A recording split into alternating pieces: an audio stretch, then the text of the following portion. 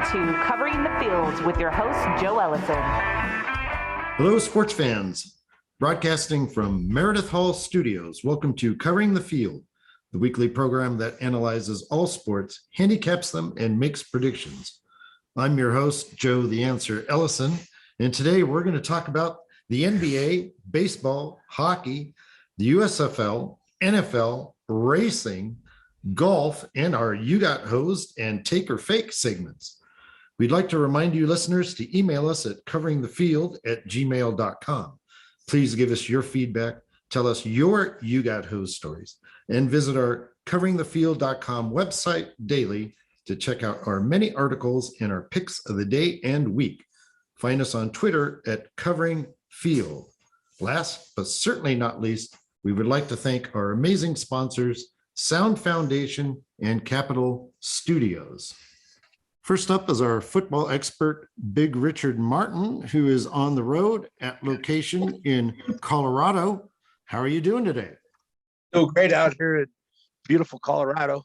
Just got to see an Avalanche game and saw the Denver stun the Golden State Warriors and make it a game 5. It's just been a great time out here in Colorado. Got to see some good action. Got to be with some family. Had a great time. Great to be on the show, Joe. Sounds great, Big Rich. Sounds like a lot of fun. I would have loved to see the Avalanche game. So, Big Rich, what were your impressions of the second week of action in the United States Football League? Well, Joe, I picked another 75%, 3 out of 4 again. The only thing I can know is that every time I bet on Michigan, they lose. Great pick on yours because you love Michigan. You love to bet against Michigan. So, great job there, Joe. And if it was for Michigan, I'd be 100%. Yeah, I love to bet against Jeff Fisher, whatever team he's coaching. He just happens to be coaching Michigan right now. Well, I tell you right now that I was really surprised how the defense held down Jay Patterson this week. I thought for sure you'd have a big come-out game. Yeah, well, while the first week seemed like the weekend of preseason action, there was definitely some improvement, I thought, in the league in the second week. The games averaged a touchdown more per game. Part of that had to do with the improvement of the kicking game. Different balls were used for field goals, extra points, kickoffs, and punts. Made a big difference. It did, and they must have fixed the laser in the football or the magnets in football that they're using because they seem like they kicked a lot better this week. Yep. Other positives about the USFL, 6 out of the 8 games been very competitive within a touchdown. That laser technology that determining that first downs is excellent. I'll bet anything the NFL is going to adopt that. And Philadelphia became the first team to score a 3-point conversion. Right. Yeah, that's right. They took 3rd and 12 and they converted that. It was awesome. Like we just said, we want to see the 3rd and 12. And did we see anything on the onside kick or the 12-yard onside kick also? I didn't see that. I missed that one. New stuff is coming on. We're going to continue to watch it, continue to monitor it, and continue to report. And we'll see if we got some diamonds in the rough on this. But like you said, Philadelphia Stars, the quarterback Scott's out leading the league again, like he did last year in the spring football league, like we reported the first week. They're off to a 1-1 start. They mauled the Maulers, and another great pick we did for our show. We also we nailed it with the Birmingham Stallions, the home team. And I think the upset and the big rich pick of the week was New Orleans Breakers stunning the Tampa Bay Bandits. I mean, they were the favorite to win it all. Everybody saw that defense in that first week. And the only defense that showed up was the New Orleans Breakers. They hammered it for 34 points, total control of the game. And now they're Vegas's favorite to win the USFL this year. You can get them at 3.5 to 1, I think, which they were 5.1 last week. Yeah, I would have to agree. New Orleans now, after the second week, now they appear to be the best team after they pummeled Tampa Bay. And Birmingham is undefeated, and maybe they might be a team to be reckoned with because they actually have their fans showing up to the game and rooting for them, and it seems to be making a little bit of a difference. Yeah, the cheerleaders are the same, but the fans, they're with their Alabama Birmingham team. So it's good to see it out there. Brings a little bit of home field advantage, a little bit of a real football game look to it that we so much love in the NFL. And, hey, for all of us that are football junkies, it's great to have spring football. Yeah. One interesting note, it was 2 minutes into the second half of the New Jersey-Michigan game, and I could still make a halftime bet. Either William Hill in Vegas didn't care or wasn't paying attention. And last week, there was no line available for the second half in Monday's Tampa Bay-Pittsburgh game. So, you know what I always say about in-play, you better go deep into your pockets because you're probably going to be paying. They make a lot of money on in-play bets. well, that was just a halftime bet I was making. I was like 2 minutes in and I could still get a bet. So we'll see how that works out. I'm sure they're going to figure out somebody down in Vegas is going to start watching the games a little more closely, I'm sure. But as far as you said, your predictions 3-1 last week, you've continued your torrid pace of 75% in the USFL. What are your picks for this week? Well, Joe, I'm just trying to keep up with Gator Gates on the 70%. Marc the Sharks picking every week is great picks in the NBA. So, trying to keep the USFL, just keep up with these guys, trying to keep pace with them. But let's go ahead and start. I'm going to take the Houston Gamblers against the Tampa Bay Bandits. I think that Houston Gamblers, I like them. They dropped the game last week, but I think they're going to come back and win. I also am going with the two undefeated teams, the home team and the New Orleans Breakers. I think the Breakers defense is just a little bit better. Let's stick with the New Orleans Breakers. And, the Toilet Bowl, Pittsburgh Maulers, and the Michigan Panthers. I'm calling it, Joe. They're getting their first win. Michigan and Jeff Fisher is going to come up with the win.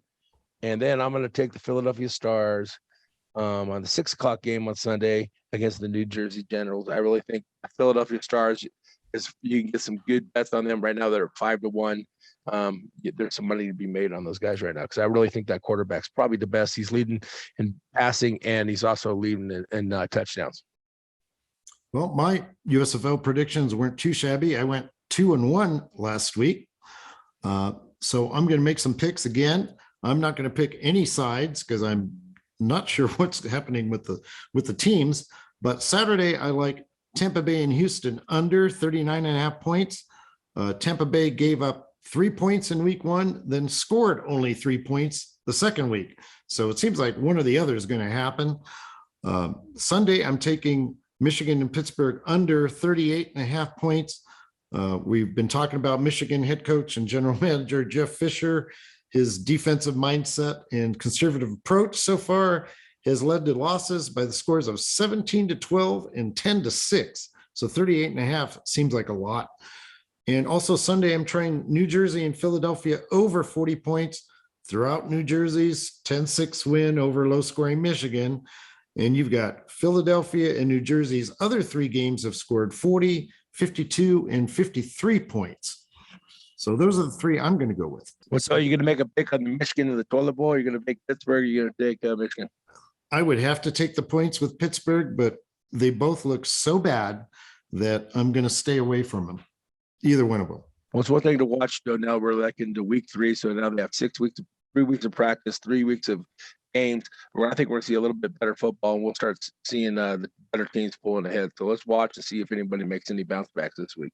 Yes, I'll definitely be watching. So Big Rich, the NFL draft, yes, the draft in the National Football League begins tomorrow, Thursday, and there are a number of betting propositions available. Are you betting on any of them? So I went out there and I picked, was it Neil out there out of the guard tackle out of Alabama? I got him at 6-1 odds. I think this is the first year that we really haven't had any really clear favorite, like somebody that we know for sure. I think this is like what I like about this is because now we get to get into the point of the chess games of general managers, when to move up, if somebody's going to take your quarterback or the receiver that you really want, and are you willing to give a draft pick, just like the Broncos did. They let Pittsburgh come up and take their 10th round pick, and they ended up getting 2 really good second round picks for that first round pick. So I like it. I like this part. Watch all the moves being made. I think we'll see some stuff move right now. But for the futures, let's go ahead and let's just say your boy Aiden Hutchinson out there goes first. I think that's the all-around favorite. Yeah, I'm also looking at that very first pick of the draft to bet on, and that's who I like. Michigan defensive end Aiden Hutchinson. It's interesting to see that he went from minus 300 to now he's plus 225. And Georgia defensive end Trayvon Walker is now the favorite. But I'm thinking if the Jacksonville Jaguars are smart, they would take the sure thing and pick Hutchinson, who is, production machine. Walker didn't have anywhere near Hutchinson's statistics. And he played with a bunch of studs on the nation's #1 defense, did Walker. But then, of course, he vowed everyone at the combine. But I think the safe pick, if I was Jacksonville, I'd pick Hutchinson. So that's my bet. The NFL is very big on the SEC. The SEC always has the multiple picks, especially when it comes to linemen and linebackers and defensive players. So I think that's why Vegas has moved the spread. Hayden Hutchinson, out there in the Big Ten, maybe not as battle worthy as some of the SEC guys. I think there's going to be some moves, but I think Hayden Hutchinson is probably who I would pick in it. But I like the Neal from Alabama. I think that's a better fit for Jacksonville as he can play guard, tackle. He's a great pass protector. Exactly, that's the strength of his game at tackle, and that's what you want to do, protect Trevor Lawrence. Yeah, I think they did sign Robinson. I think Greg Robinson, I think his name is, to a long-term contract. So maybe that's what helped me lean away from offensive line, just because of that. But of course, you can never have enough offensive linemen to protect, your quarterback. Well, it's hard. You want to get that first-round pick done. You want the first-round pick to be solid. You need it for your team. And I think your safest bet is the offensive tackles for not being a bust. Well, it should be noted that 8 teams do not have a first-round pick, which is a record. You can turn that around and say 8 teams have 2 first-round picks too. Right. So it should be interesting to see what these teams do. There is going to be obviously a lot of moving around with those extra picks and teams wanting to get into the first round. And I certainly like watching the draft and seeing how that's going to happen. Well, it'll be exciting. This is nothing better than hearing it. Jacksonville Jaguars are now on the clock. Nothing better than hearing that. So let's go ahead and get ready for our draft and watch that tomorrow. And let's see what happens in the USFL. It's been a great show, Joe. Yeah, tomorrow, Friday, and Saturday, the NFL draft. Well, thank you, Big Richard.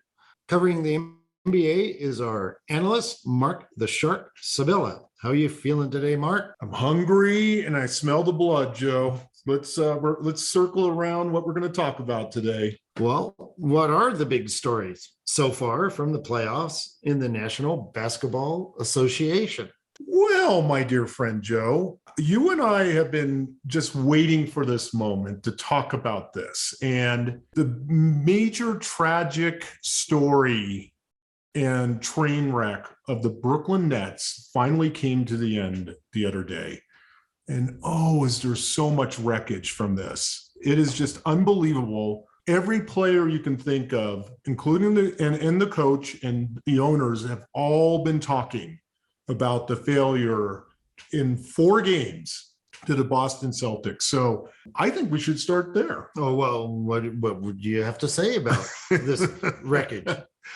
Well, obviously we have to go to our main guy, right? The main guy that we've been talking about the whole year, Kyrie Irving. He came out he was obviously interviewed the most probably out of all the players, but he was interviewed right after the 4-game sweep.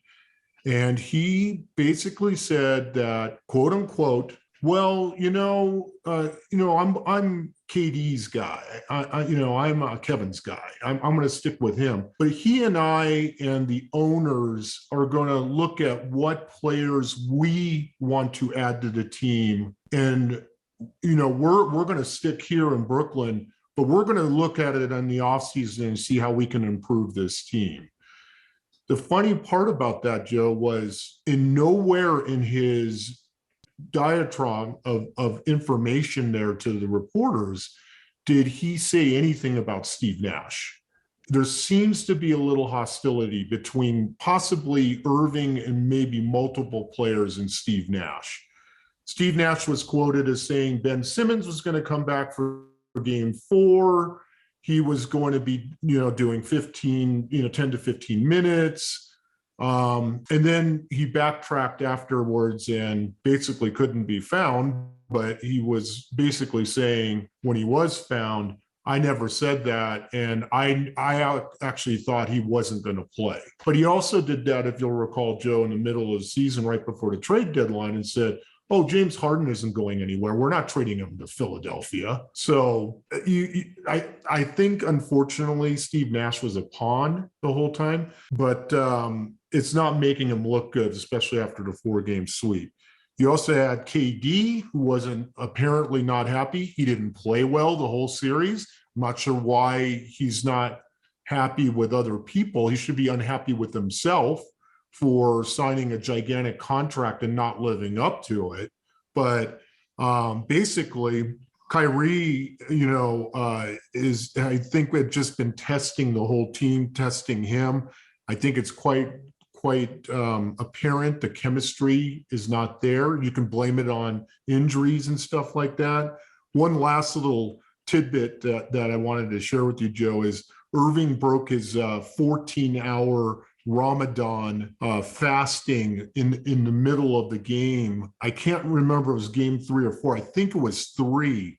He actually ate a banana just to satisfy you're playing an NBA game, dude. I mean, really, you're gonna actually now practice a religion that suits you on this day, that, oh, I can't eat anything for 14 hours.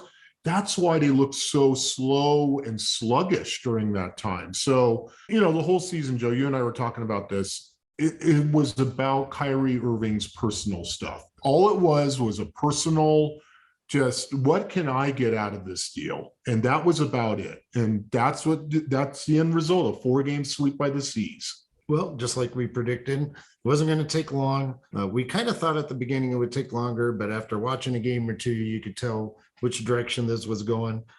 Had they won game 1, they lost that last second bucket, maybe we'd be speaking a different story. It was all downhill from there. They didn't cover another game after that, the Nets, and we could throw in the whole Ben Simmons story. On top of that, never played. As I predicted, I kind of thought he might actually go through a warm-up or something and then say his back hurt, but he didn't even make it to the arena, apparently, to even watch the last game. A total disaster. And Steve Nash, for his sake, I hope he does get out of there, because this team is uncoachable. Yeah. So, well, it's funny you should end your little statement with that, because that's going to lead us to our first take or fake.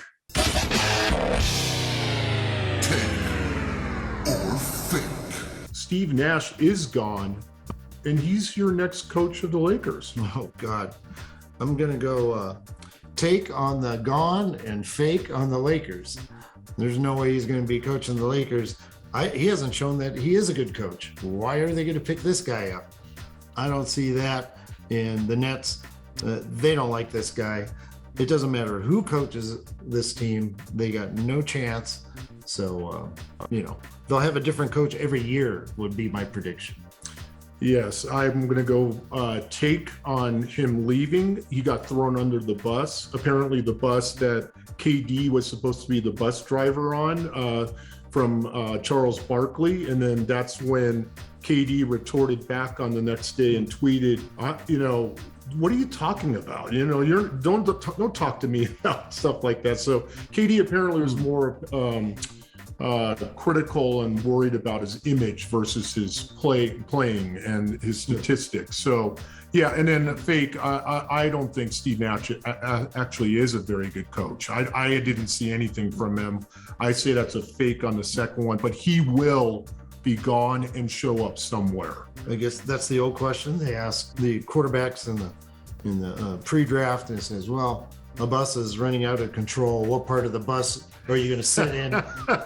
And one guy will say, well, in the middle, just so, I'll be most protected. But the answer is supposed to be, you're supposed to take the wheel of the bus and keep it from wrecking. Right. I guess KD didn't get that memo. No, probably not. KD famously won his championships by jumping on the Golden State bandwagon when he was one game away from beating Golden State. And Yeah. that one season, and rather than just get one more player and beat Golden State, he says, well, I'll just go to Golden State and win my championships. Very gutless worm kind of effort by KD. I will always hate him for that. Yes. And that take or fake is leading into a trivia question for you, Joe. So this is where the producer can turn off the take or fake music and stuff like that. I just want to give him a little break there. Or fake. Anyways, Joe, your trivia question for the night, it's very apropos with what we were just talking about. What has now happened for the first time in 17 years during this NBA playoff season? Well, a lot of things. I know my man LeBron didn't make the playoffs. Very good. That's, yeah, he's been amazing for all these years. And seeing as though that's my Lakers. Yes. And there's more? There's more. I don't know. What else has happened? Sir, you're right. LeBron and KD, this is the first time in 17 years that they will not be in the conference semifinals and beyond. Yeah. Well, I feel sorry for LeBron. He averaged 30 points a game. I'm not blaming him for anything, but KD certainly, I don't feel sorry for him at all. I'm glad it happened. Yeah, it's very strange because it's very parallel also during the NFL season that Aaron Rodgers and Tom Brady did not appear after 16 years in the conference finals, the championships for each one. They didn't show up in their 17th year. So very interesting statistic parallel there. Well, are we moving on to? Yeah, we can talk about Brooklyn forever, but let's move on. Let's not do that. So I guess Miami eliminated Atlanta last night. Yes. So the number one seed, my prediction to make it to the conference finals. That's right. Going just fine. Eric Spoelstra coaching like he usually does, very well, even missing a player here and there. Yeah, the team doing just fine. No Jimmy Butler, no Kyle Lowry, no problem. They took care of Atlanta.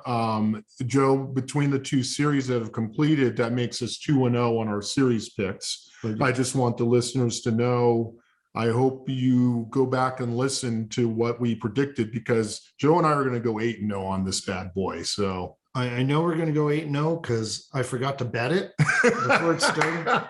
And the ones you don't bet always hit. But it wasn't too hard to predict because 7 of them were favorites. Dallas was the only underdog. And the NBA has this way of going true to form in the playoffs and can be somewhat predictable. Yeah. Although last year was not. Usually it is. So anyway, speaking of the other ones, staying in the East, Philly is up 3-2 on Toronto, and Philly just lost at home. Yeah, they got obliterated at home, Joe. So they look a little shaky. It would be a surprise to see Toronto come back from a 3-1 deficit and win that. So somehow I think Philly is going to win like in 7. Yes. That's what we predicted before. Well, Toronto went into Philly, Joe, as you were saying, and they had no Fred VanVleet, and that's their best player by far. And so Philadelphia knew that going in. And of course, Joel Embiid is dealing with a torn ligament in his right thumb, but he played. And I know you were thinking, maybe he should sit out that one. Sit out. Game 4 is the one I wanted him to sit out. 3-1, then have him fresh for game 5. And that he didn't play well. Right. But you had James Harden in there. And what's the common denominator? He's not playing well either. No, he's not playing well either. We got playoff James Harden. You got an injured Joel Embiid. You have no Fred VanVleet. And basically, Philadelphia got outscored 25-14 in the second quarter, and that was it. The fans started leaving early in the fourth quarter. That's how bad it was. Yeah. Well, if Fred VanVleet's your best player, how far in the playoffs are you really going to go? Toronto, I mean, he's not a superstar. So he's not, but he's a very solid player, and Very solid. they have I'll give you Siakam. They have other really Okay. solid players in Toronto. In fact, if you'll recall, with Big Rich last week, Toronto was the one team that we said possibly could pull the upset from 0-2 and come back. So that you should give yourself a little. they've got a shot. Yeah, they got a shot. They got a shot. And then Milwaukee, Chicago, Milwaukee trying to close it out tonight. As we can see, they're up by 11 in the third quarter. Yes. 3-1, and they can close out this series even without Chris Middleton. Yes, And, surprising actually. Actually surprising that there's still not that they're still winning and handling Chicago. They did that all during the regular season. They swept them 4-0. But the thing is just how easy they're making it look is what I would say. And yeah, Milwaukee is going to probably end it tonight. And that means the if necessary game coming up on Friday is not going to happen. So yeah, that'll be interesting. Milwaukee against Boston, the next round. And that'll be a battle we'll have to talk about next week, I guess. But God, if we gotta you wait want till then. do you want to make a quick prediction on that one right now? No. Okay, neither do I. Okay, good. But Milwaukee's the defending champion, and Boston certainly looks like the favorite in the East at this moment. That's going to be a brutal one to pick. Boston is now, I can say, Joe, they are the favorites to win the East. They are at plus 125 on the sports books to win it. Well, I think they'll need Chris Middleton, the Bucks, in order to take out Boston. Even though, I just Yeah, they're gonna have to have Boston. him. Boston got their big guy back, Robert Williams, and Okay. so he's been playing great in the last 2 games with against Brooklyn. Yes, you're right. Milwaukee needs to get Chris Middleton back. I'm not sure how long he's out. We can move on to the West. Golden State up 3-1 against Denver. That should end tonight. That should end tonight. This is Wednesday tonight. We're speaking. Golden State's an 8.5-point favorite tonight. That's the largest, I think, point spread of any of the games. So yeah, even the odds makers are saying it's over tonight. Okay. And every other series is 3-2. Phoenix is up against New Orleans. Dallas is up against Utah. Memphis up against Minnesota. Talking about Phoenix, Devin Booker is out. Still look good against New Orleans. And let's see, Dallas. Let's see, Utah. Donovan Mitchell is out. No, his He might MRI. come back. Yeah, his MRI came back on his left hamstring negative, and before they got destroyed, by Dallas at 25. Donovan Mitchell chipped in 9 points. Okay. So I just wanted He's you to back. know, Okay. yeah, he's going to play. What's interesting about that game, Joe, is Dallas destroyed him by 25. The starters, including Donovan Mitchell for Utah, scored 37 points. Luka himself scored 33 points on the Dallas side. The Dallas starters outscored them 87-37. That's impressive. Are you giving Utah much of a shot? Well, just because they're at home, I guess I'm giving them a shot with Mitchell in there. Luka Doncic is amazing, though. He's certainly fun to watch. Yeah. He is back in the series. So I guess I'll have to pick Dallas. Yeah, with I think we're Doncic gonna. back in. That is one of my picks. Is Dallas to cover the 2.5? Actually, it's down to pick 'em. It actually moved to pick 'em, which is interesting. So I'm going to take Dallas straight up to They're win that betting game. Utah. Okay. Yeah, and what's interesting, Joe, is we even talked about this the last week. I'm not a Utah Jazz fan by any means. I'm a Laker fan, but I appreciate good basketball. Utah just disappears every playoff series. They just do, and there's just always a reason why. You got, Donovan Mitchell now injured or maybe kind of injured. Rudy Gobert sometimes shows up. Sometimes he doesn't. Sometimes he licks microphones and gets COVID. I mean, his decision-making isn't the best, but this leads to our second take or fake, Joe.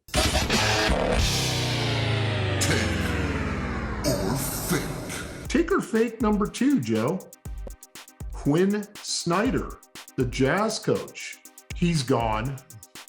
And part two, he's going to be your Lakers' next coach. Oh, that's got potential. I'm going to say take, he's gone, but I'm still going to go fake. It's not going to be him, but he'll certainly be a very strong candidate, and he won't get the job.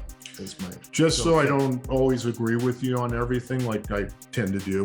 Because we're both so smart about this. Well, we are. We're smart about everything on earth. Look at our predictions. I'm going to go take on the first one. Quinn is gone after this one. Utah needs a major shakeup after this. They need to basically start from scratch. But Quinn is gone, and I'm actually going to say take. I say that is your Lakers' next head coach. Okay. Well, I'm looking forward to that. Take or fake. The only other series we haven't really talked about, Memphis is up 3-2 on Minnesota. We knew that was going to be a tough series because of the regular season, yes, and how they'd played each other. Yes. And in fact, Minnesota was up in game 5 in the fourth quarter, double digits. Yes. And didn't get that. So I'm thinking Minnesota will show up game 6 and make this one go 7 games. Yeah. Memphis is your new cardiac kids, Joe. And that's an old football. Yeah. I know, you know it. Ask the Joe and he'll tell you which team and everything.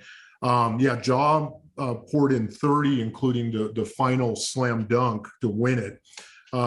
Bain scored 25 and Brandon Clark added 21 for Memphis last night. Anthony Edwards is turning out to be a stud for Minnesota. He is looking good. He put in 22. And oh, by the way, there was a Karl Anthony Towns showing last night, sighting. He actually showed up and put in 28 points. But Memphis goes on the road on Friday. They're actually a 1-point favorite.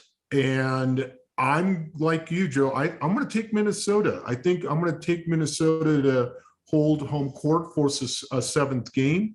And Minnesota will go up by 20 in the game 7 and then lose it. Yeah, that's twice now that the cardiac kids came back from, what was it, 30 or 29 or something? 26 and won. 26 and won it in Minnesota. And then last night, 13, they were down in the 4th and came back. So we're giving Minnesota a shot, Utah no, and New Orleans probably not against Phoenix, or do you think they can make that go 7? No, I think Phoenix ends it. I think they figured out a kind of bully ball type of theory, that strategy that they want to do. The other one was Toronto. I think you and I were going to take Toronto with the points to force a game. After that last game, I see a game 7 now. Yeah. So, Okay. So yes, and your picks were good. 6-3 last week. Thank you, sir. And as you said, we're 2-0 in the series. And as one final note, NBA series tied 2-2. The game 5 winner wins 82% of series. So that's a pretty strong stat that will help Memphis, Dallas, and Phoenix. Yes, that's an interesting stat, Joe. Ask the Joe, of course, listeners. That's a great stat, and it just goes to show how pivotal that game is. And I expect each of the ones that won game 5 to ultimately win the series. Well, good work, Marc, and thank you. Thank you, sir. How are things going today, Gator? Oh, I'm great, Joe. Thanks for asking. The National Hockey League regular season ends Friday, and the playoffs begin Monday. It'd be awesome right now to make a bunch of predictions, but only 2 series are set. Who do you like in the series between Los Angeles and Edmonton? Oh, Joe, I'd have to go with Edmonton by far. I do like Jonathan Quick as the goalie for the Kings, but I just think there's too much power, too much offense on Edmonton for them to. I think they'll win like 4-1, Joe. Domination by Edmonton. I'm going to also pick Edmonton to win that series. And what's your pick in the Minnesota-St. Louis series? Well, that's a little bit harder to pick, I think, Joe, but I love the way Minnesota's playing hockey right now. They look like a playoff team to me. They're physical. I think they're more physical than St. Louis. They're not going to win it as easy. I don't think they're going to win the series as easy. It's going to be like 4-2, 4-3. I'm going to go 4-2, Joe. 4-2. I don't think it's going to go to a game 7, no. Well, St. Louis swept the season series during the regular season 3-0. The two games in St. Louis went to overtime. I don't know how much you factor in regular season games into hockey. I don't, Joe.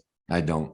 Yes. It's a not like totally the NBA. different. Yeah, it's a totally different animal. Totally different than the NBA where they seem to make a difference. Yes. Yes. Well, I'm going to take St. Louis just for the heck of it. I don't know why, but I'm going to pick them to win that series, and it's going to be a long one. We're not even sure who's going to have home ice yet. I also think, Joe, going back to what you're saying about the home to regular season, I think a lot of bettors get hosed because they do look at that. They don't look, you're looking at statistics and numbers don't lie, but they deceive. And I think when you're looking at Stanley Cup playoff hockey, they way deceive. So you're maybe more interested in who's playing better lately. I'm more interested in defense and who's physical. Where they say offense sells tickets, defense wins championships. It's so right in hockey. If you want to slow down a team, look at the Avalanche. They were one of the fast, if not the fastest team last year. Good goaltending, good hitting, stopped them. Well, Same with the Knights. Knights had one of the fastest hockey teams out there too. And who stopped them? Price. Great goal. Defense. okay.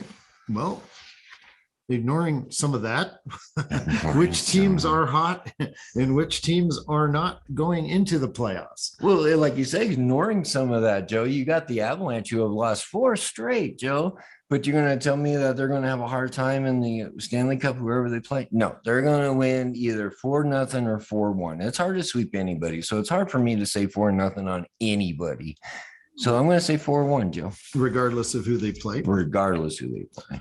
Okay. Any other hot teams or not? We could mention maybe a hot team, like you say, is physical with some hot goaltending, maybe. Well, the other ones for bettors I would watch out for. You're going to pick up that sheet over at the book. You're going to say, well, look, Boston's at a plus 135. They ain't going to win. I guarantee you they should be at a minus 110. They're going to be able to win any of those games, no matter where it's at.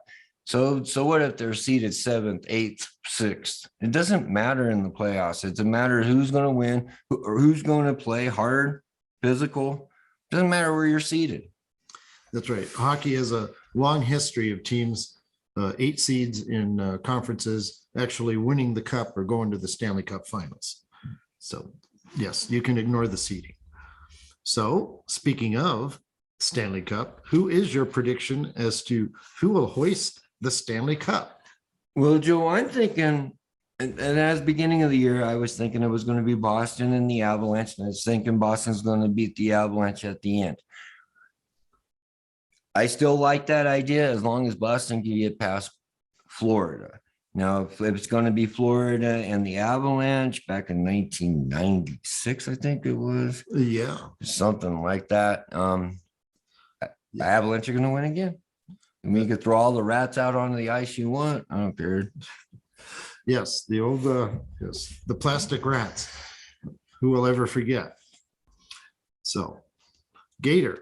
I should make a prediction too. Of course, I'm a Boston Bruins fan, so I'm going to pick Boston, and I'm glad you seem to like them. The goaltending has been warming up a little bit lately. And I think they have the best 1-2 goaltending in the league. I really do. They're not the best, and you can't say that they're going to win trophies. But as far as who you're going to put out there, we're talking about tenths of a difference on save percentage. You're talking tenths of a difference in either one. Okay. You can't go wrong. It's going to be tough to pick against Colorado, so I'll say Boston over Colorado. Okay, fair enough. So Gator, your picks went 8-2 last week. That's a remarkable 135-44 over the last 21 weeks, which is an amazing 75.4%. What are your picks for Thursday and Friday to end the regular season? Okay, Joe. Well, I got 4 on both those days. So I'm figuring probably with my percentage, I'll probably lose 1. So I guess the listeners are going to have to figure out which one I'm going to lose. Ooh, we're bragging now.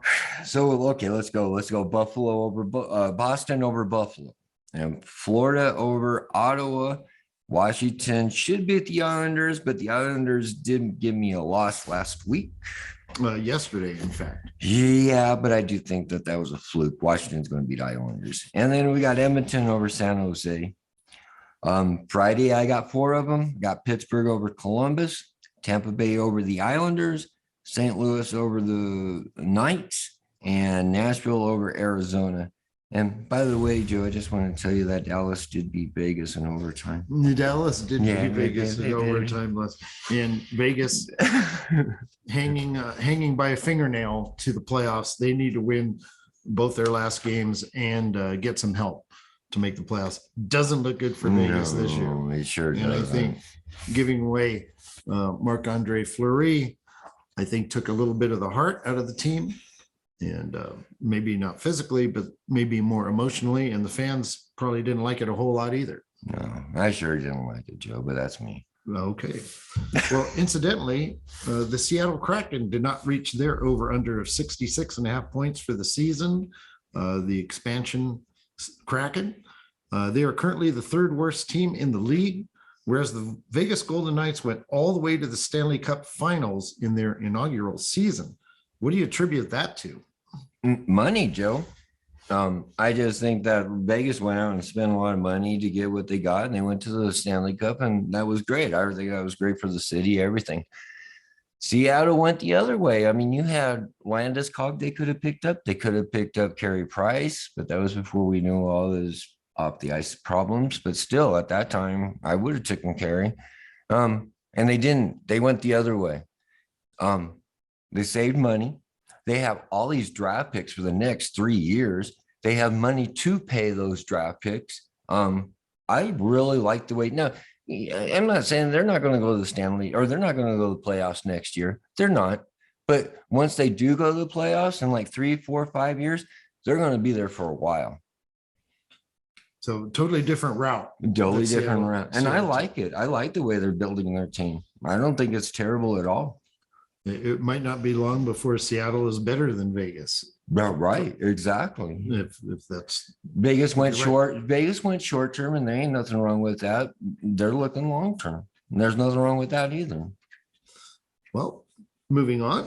What happened in the Professional Golfers Association Zurich Classic last week? Okay, Joe. Well, Patrick Cantlay and Alexander Schauffele, they became the first wire-to-wire winners of this event by shooting a record-breaking 29 under par.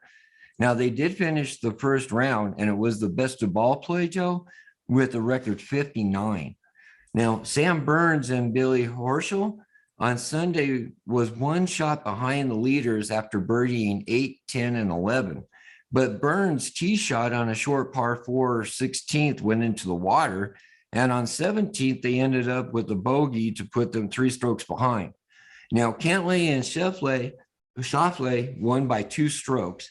So congratulations to all of us, even though I thought it was kind of easy, Joe, especially for golf. But Well, it's always easy when you win. You say, I had it all the way. They were 8-1, but they weren't. Yeah, as you said, they were the second favorite. yeah, they weren't the favorites. So Hovland and Morikawa were the favorite. So pretty good picking there. Cantlay, pretty amazing player. Sounds like an ED problem, but he has no problem putting in a hole on the golf course, as he lost in the playoff to my man Jordan Spieth 2 weeks ago, and now just won last week. He's now ranked number 5 in the world. yeah, Quite the player. I agree. So Like him or hate him, man. yes. So what happened in NASCAR's race in Talladega last Sunday? Okay, Joe. Well, Eric Jones, he was leading the last lap. Now, in turn 4, Kyle Larson was up high to pass Eric. And, well, Jones went high to defend off that move from Larson. That allowed Ross Chastain, who was 35-1, riding on the bottom right behind Eric, to win his 2nd race of the year. Now, Ross screamed over the radio, and I quote, Joe, "Holy cow, we didn't do anything. We just stayed down there," unquote. Now, after the race, Eric said, and quote again, "Looking back, I wish I would have stayed on the bottom and let Chastain just push me. We were trying to make the best decision you can with the last 1,500 feet," unquote. And Joe, he did finish 6th, was leading and then finished 6th. So a poor guy. But Chevy did go 1-2 with Austin Dillon getting second, and Kyle Busch's Toyota ended up at third. And after 10 races, a quarter way through the season, Ross Chastain and William Byron are the only two with 2 wins. And Joe, we do have 6 different drivers with 1 win. We have Kyle Busch, Alex Bowman, Kyle Larson, Chase Briscoe, Austin Cindric, and Denny Hamlin, Joe. Yeah, Talladega, obviously you have to make the right decision at the right time on that very last lap. There's so many cars all lined up there, and usually the big wreck. I mean, there was a couple wrecks, just not at the very front. Not normal. It wasn't like a normal Talladega, I wouldn't say. Yeah. Not as bad. And Jones made a decision that didn't work out for him. Yeah, Didn't mean he was still going to win the race. No, and it does hurt, Joe. I mean, you're thinking you're winning the race. Do I make a move? And you end up 6th, Joe, because and it's not that bad of a decision. That's just Talladega. You got to do something. Yeah, it's sad. It's unfair. That's an unfair track. That's for sure. And if you sit there and you just let him pass on the top, then you said, "Oh, I should have blocked him on the top." Exactly. So, no right or wrong. Mm-hmm. So where do we go next week, and who do you like? Okay, well, Joe, the next race is going to be May 1st this weekend at Dover. Last year, the Chevys took the top 4 spots. So if you're looking at Chevys, I'm going to have to take Chase Elliott, Joe. Yeah, that's going to be a tough one. 8 different winners in the last 8 races at Dover. Good luck on picking this one. The Monster Mile. Yeah, but guaranteed to be a good race. Always, yeah. Short tracks. I love those short tracks. A lot of people don't, but I do. Mm-hmm. And finally, Gator, what happened in Formula One last weekend? Okay, well, Red Bull went 1-2 with Max Verstappen taking the checker flag. Now, the last time this team went 1-2 was at Malaysia Grand Prix in 2016. Now, McLaren's Lando Norris finished on the podium in 3rd. Now, Ferrari had a miserable race, Joe, with Carlos Sainz having a DNF, did not finish, and Charles Leclerc spinning and finishing 6th. But this race had more drama from the Mercedes team again. Mercedes boss Toto Wolff said that Mercedes has not produced a car worthy of a 7th-time world champion. And Wolff did apologize to Hamilton over the radio, which was broadcasted on TV. But if you were watching the race, Joe, you can see that the Mercedes was aggressively bouncing around at very high speeds. And Wolff said that it was remarkable that both drivers were able to deal with it at all. George Russell did end up in 4th, and Hamilton got 13th. But Hamilton said, and I quote, "It's been difficult, but I really don't know what to say. It definitely isn't easy. We feel it all as a team," unquote. But Joe, Ferrari, they have 124 points, and Red Bull is only 11 points behind them with 113. Now, if we're looking at the driver's standing, that's a little different story. We have Leclerc at 86 points, and we have Max Verstappen at 59. Well, you nailed Verstappen on your pick last week. He was the second favorite, 8-5. Congratulations on that. Yes, Ferrari, that was their home track. Terrible experience, and Mercedes just continues to struggle. Lewis Hamilton so close from winning a championship last year, and now struggling badly. And Mercedes in deep trouble. And maybe you might attribute it to the new cars. Mercedes just hasn't adapted. That's very well could be, Joe. Yeah. And so now we go on to Miami. Right. That's not this week, Joe. That's next week, which is Mother's Day for everybody out there. Okay. First time in Miami.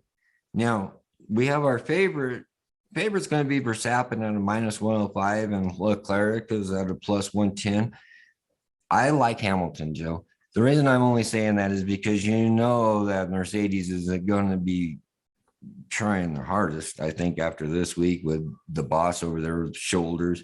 Hamilton's 60-1, Joe. How can you not put any money on that? Nobody could ever have seen Hamilton at 60-1 at all this year, but there he is. But there's a reason for that. The cars are terrible. So the chances of actually him winning probably are 60. But nobody's raced in Miami. Nobody's been on this thing. So unpredictability. So if you're going to take a chance, that would be the time to do it, I would say. All right. Great job, Gator. Well, thank you, Joe. And thank you. Coming up now is our final guest and baseball correspondent, Rockin' Ronnie McKinnon. How's it going today, Ronnie? Joe, I'm doing really good. How about yourself? I'm doing fantastic. What's the news from the third week of the Major League Baseball season?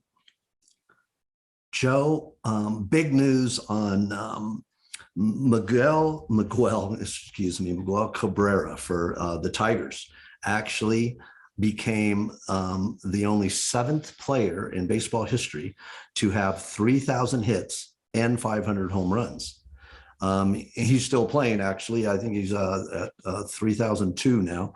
The seven players that have done that: Henry Aaron, Willie Mays, Eddie Murray, Rafael Palmeiro, Albert Pujols, Alex Rodriguez, and of course, Miguel Cabrera. And him and Albert Pujols are actually both still playing. But so that's a very short list of seven guys that have 3,000 hits and over 500 home runs. Now, has Cabrera ever been linked to steroids? Is my first question. I've never heard anything about that ever. No PEDs. Okay. Because there's certainly two on that list who have: Rafael Palmeiro and Alex Rodriguez. That's true. That is very true.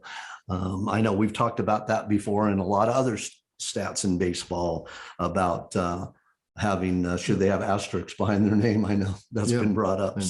And none with Albert Pujols either, I would assume. That's correct. Okay. And or any of the other guys, Henry Aaron, Willie Mays, Certainly Eddie not Murray. from years in the past. Right, exactly. Okay. And so that's Okay. pretty cool stuff there. What other news do we have?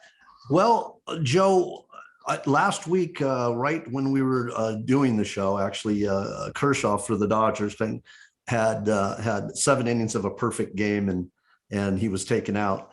But it brought up that there's been 146 years of baseball, well over 200,000 games, and there's only been 23 perfect games in MLB history, which is, pretty amazing. There was actually, the last time we had perfect games were in 2012. We actually had 3 of them. And I think most people will remember Felix Hernandez from Seattle and Matt Cain from the Giants. But also the other one was the Chicago White Sox guy named Philip Humber, which I'm sure not too many people have heard of that. So I just thought I'd bring that up because it's Cy Young, who actually had one in 1904. And of course, the Cy Young Award is named after him, and because he had 511 wins in his career. Pretty amazing. So I just wanted to throw that out there. And also, again, about it kind of brings up no hitters. There's actually been 314 no hitters in baseball history. And Nolan Ryan had 7 of them. Of course, he pitched like 27 seasons. Sandy Koufax, the Dodger, who only pitched 12 years and retired because of arm problems, had 4. So just thought I'd throw that in there, and about the perfect games and the no-hitters. All right. And as far as things that have been happening recently, what other kind of news do we have? We want to talk about the women in baseball, like I have quite often.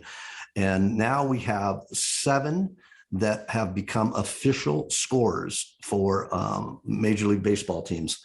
And that's a pretty neat, cool job up in the booth and such. And so they broke another barrier, the women, and Kara Blackstone actually was the first one to do official scoring on opening day, and that was for the Arizona Diamondbacks. We also have Jillian Geib, Sarah Johnson, Alexandra Irving, Brittany Womack, and Melissa Booker are also have become official scorers for Major League Baseball teams. So I think that's pretty cool. Well, good for the women, and that's very important job, and certainly a job a woman can easily do just as well as a man, being a official scorer. That's right. And of course, we've talked about how We've had women get into managing some farm system teams, also being on the staff of Major League Baseball teams. And actually, I talked about one last week that actually coached first base in a game for the first time ever. So yeah, a lot of exciting things as women, get into more baseball positions. How about as far as the players? What kind of news do we have going on right now? Well, Joe, we, there is one other thing that I wanted to bring up about the 3,000 hits. There's only 33 players in baseball history that are in that club, the 3,000 hit club. And of course, Pete Rose is first with 4,256, and then Ty Cobb, 4,189, the only two that went over 4,000. But there is actually 33 now, with Miguel Cabrera now in there as a member of the 3,000 hit club. And we don't know who's going to go up next. I would assume 3,000. No, Nobody close. Nobody really that's actually playing that's really close to that now. But the list is pretty cool when you look at it. It's especially because there's only 33 guys that have done it, right, and in the history. So, and our players now playing as of this moment, this week, we have some stories. We have some stories about, about Ohtani. He always seems to be getting in the news. He actually last Wednesday, the night of our show, he pitched 5+ innings, and he became the first pitcher to actually, because he's a leadoff batter too for the Angels, to bat twice before he even threw a pitch, because the Angels batted around in the first inning, scored 6 runs, the only 6 runs they scored the whole game, but they won 6-0. And so he set another record for, coming up twice in an inning before he even went out and threw a pitch. So, he always seems to be doing something. And I also wanted to talk about a Miami pitcher, Pablo Lopez. He's actually going to pitch tonight, but he's pitched 3 games so far, and his ERA is 0.052. He leads the major leagues actually at this point right now, but he pitched against St. Louis, Philadelphia, and the Giants. He threw a total of 17.1 innings, 17 1/3 innings, and only gave up 1 run so far, and actually only 10 hits. So I just thought I'd throw that out there because that's pretty good to watch, stuff. the guy to bet on. Perhaps. Yeah, well, maybe. Yeah, and he's actually pitching tonight. So another thing I wanted to bring up, and I talked about this way back in June on a show, Tyler Zombro. He pitches for he's 27 years old, a right-handed pitcher for the AAA Durham Bulls. And I talked about him because he had got hit in the side of the face and right above the ear with a ball that was hit back at him over 100 miles an hour, a line drive. And he actually, they took him to the hospital at the time, and it happened to be Duke University. And so I think that was a good luck thing to probably to go there. Anyway, he went through 2.5 hours of a procedure, and he ended up with 16 plates and 36 screws to stabilize his skull. And he wears a protective Kevlar insert with padding underneath it. And he has a small flap sticking out over the fractured part of his head. It's called the zygomatic bone is actually what got fractured. He actually went out and is pitching again and got on the mound and for the Durham Bulls, and he's out there throwing pitches again. And that's just pretty amazing. So good story for him. back on the mound. It takes a lot of courage to go back out there. Of course, unbelievable, because it can happen anytime. These guys just, coming off the bat over 100 miles an hour right back. And of course, the mound's, I think, 60 feet, 6 inches still. Yeah. By the time these guys get done throwing the ball, they're probably down to 55 feet from the plate, right? And the ball's coming. It's amazing. He got through that, and he's okay, and he's actually back out pitching. Pretty amazing stuff. And courage, bravery. Yeah.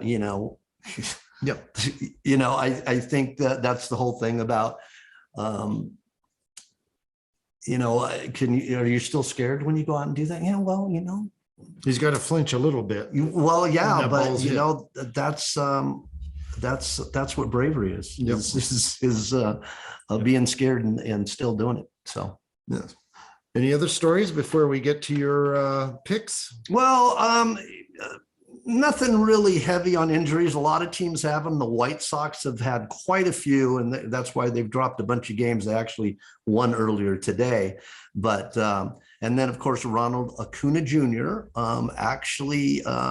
He looks like he might come back about the first week of May for the Braves. And it's been a while from that injury he suffered with a torn Achilles, and that was back last June, I think, or July. He missed like half of last year, or a little more than half of last year. So, and we have some other injuries. The Giants have had some, the Dodgers have some, but actually they're both doing really well at this point. So, just wanted to throw that in there, and we'll be looking forward to seeing Ronald Acuna Jr. come back and play, because he's fun to watch. I will talk about, just to bring up again about just a little news. We know that Major League Baseball and the Players Association, they had talked about extending the rosters to May 2nd. Now they've decided to extend them through the end of May because of the short spring training and such. And so the two sides agreed on that. So it will stay at 28 players, where it's usually 26 players. So, and also they can have 14 pitchers on the staff instead of 13. So it's just something they're going to continue for the whole month of May. All right. Well, your picks, I think, went 4-4 last week. It's been kind of tough to make picks without knowing exactly who the starting pitchers are going to be. I know. Ahead of time. Tell me a little about this listing of the starting pitchers. Yeah, it's just crazy. It's been hard to get starting pitchers on any of the websites, at the sports books, and or on MLB. And all of a sudden now today, I did see some on the MLB.com page that for the next day, of course, and that's what I wanted to do, is for Thursday's games. So they do have, I think there's 13 games tomorrow, and they listed pitchers for both teams for 11 of them. So as of now, so that's, it's good to know, who's pitching, right? When they're playing. So when I was betting baseball, that's basically the only thing. Well, besides, streaks of teams, exactly how well they were playing, exactly, is the starting pitcher. Exactly, right, because you can end up going, hey, this team's in last place in their division, their record's bad, but this guy pitching's great, and the other side, they're pitching their fifth guy or whatever. So it's pretty important. So I will do some picks. Also, we'll just go quickly, through the standings. Toronto, of course, is 12-6, leading the East in the AL. And Seattle's leading the West right now at 11-6. Your Oakland A's are 9-9. That won't last too much longer. Well, enjoy it while you can. You never know. And when we go to the NL, of course, the Mets, they actually just lost earlier today. They were 14-5. They're now 14-6. That's the most wins of any team. Then we have Milwaukee is kind of leading the Central right now at 11-7.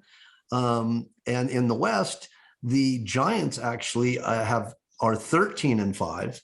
The Dodgers lost yesterday, and they were playing earlier today. And actually, I think they were losing 1-0 after 5 innings, but they're 12-5. So they are just a half a game behind the Giants. And the interesting part is that those two teams in the whole major leagues, the Giants now, of course, they played one more game, lead in runs scored at 91. The Dodgers have 89.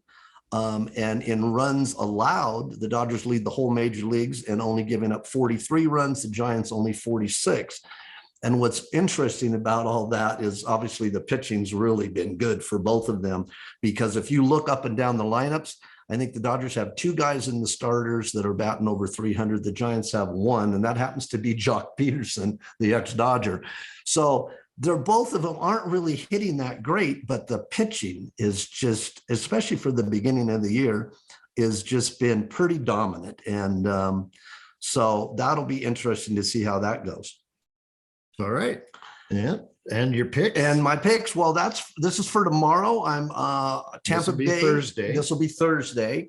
Tampa Bay over Seattle, Minnesota over Detroit, Houston over Texas, Cleveland over the Angels, LA Angels, Yankees over Baltimore, Pittsburgh, I'm taking over Milwaukee, which is interesting.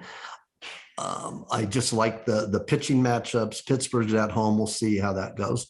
The White Sox, Chicago over Kansas City, St. Louis over Arizona, Tampa Bay over Boston, Atlanta over Chicago, and Cincinnati over San Diego, which, again, Cincinnati just got done with like 11-game losing streak. Then they won, then they lost. I just think tomorrow, the pitching matchups, I think Cincinnati has a good shot, and they are at home. So that's what I'm going with. So, Ronnie, before you go, we have to mention a week from Saturday, the Running of the Roses, the Kentucky Derby. Do you have any information on that you want to share? Well, Joe, I did mention it last week, and on our show on the 3rd, next Wednesday, I will be making picks. I'm going to be betting myself on the Kentucky Derby. And so I will make picks for the Kentucky Derby on that Wednesday show. And then, of course, a couple weeks after that, the Preakness, and 3 weeks after that, the Belmont, the 3 legs of the Triple Crown. I will also be making bets myself and talking about them on the shows and putting them on the website. So. All right. Well, thank you, Ronnie, for the baseball and Kentucky Derby info. Joe, thanks for having me. Sponsored by MXE Media. Ladies and gentlemen, it's that time for the moments we've all been waiting for. The stories that make us furious about bets that appeared surely to be winners, but in the end, something went horribly wrong and they ended up being losers. It's a segment we affectionately call You Got Hosed. You got hosed. So, Gator, do you have a You Got Hosed story this week?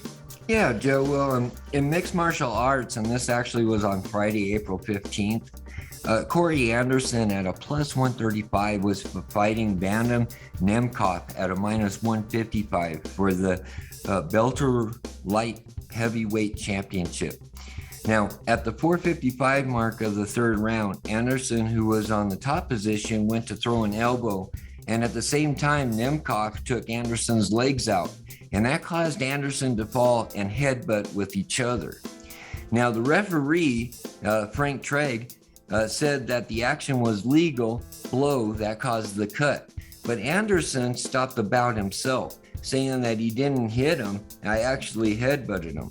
And because of the fight didn't go to the 4th round, 5 seconds short, the fight was declared a no contest. So this would have happened in the 4th round, the fight would have been declared a technical decision. And in that case, they would have went to the cards where Corey Anderson was winning pretty soundly. So besides Corey hosing himself out of a championship belt and a check for $1 million, whoever had Corey Anderson got hosed. No, what a bizarre story. Yeah, if he wanted to stop the fight, it probably would have ended up going into the 4th round. They probably would have stopped it then. He hosed himself, Joe. I feel bad for the guy, actually, doing the right thing. He might have regrets about that, Well, but he did do the right thing. I did hear that they're going to have another fight, but that kind of sounds like Don King had something to do with that one. All right. Do you have a good you got a host story, Joe? No, I can't say I got hosed this week, but I know someone who certainly did. I'd like to give a shout out to listener Dan, the Danimal, who shared his terrible story. Last Saturday, Danimal had Cleveland at the New York Yankees on a 16 parlay. Everything else on a 6-teamer hits. It's the bottom of the 9th inning, and Cleveland is leading 4-3. There's 2 outs and a count of 1 ball and 2 strikes on a Yankee batter with a man on second base. 1 strike away from hitting a $10 6-teamer for $308.15. But no, New York hits a double to tie the game and then a single to win it in the 9th. Yankee fans throw trash on the field, even though they won the game. And Danimal could have thrown his betting ticket with him because he got completely hosed. Yeah, Joe, it wasn't just him. There was a lot of people that got hosed on that one. So yeah, and a 6-teamer, I got to feel for the guy. You got hosed. So that's all for this week's show. I'd like to thank my associates, Big Richard Martin, Rockin, Ronnie McKinnon, Marc the Shark Sabella, and Gator Gates. Our producer, our engineer, our editor, our junior IT tech, Caden Martin, assistant to the editorial staff, Boots McCage, and everyone for listening. We'd like you to visit our Covering the Field website to check out our many articles and our picks of the day and week. We'd like to remind you listeners to email us at coveringthefield@gmail.com. Give us your feedback, your You Got Hose moments, and any other comments you'd like to give us, and find us on Twitter at Covering Field. Thank you for tuning into the show, and we look forward to bringing you another episode of Covering the Field. You've been listening to Covering the Field, a CM World Services and the Sage production.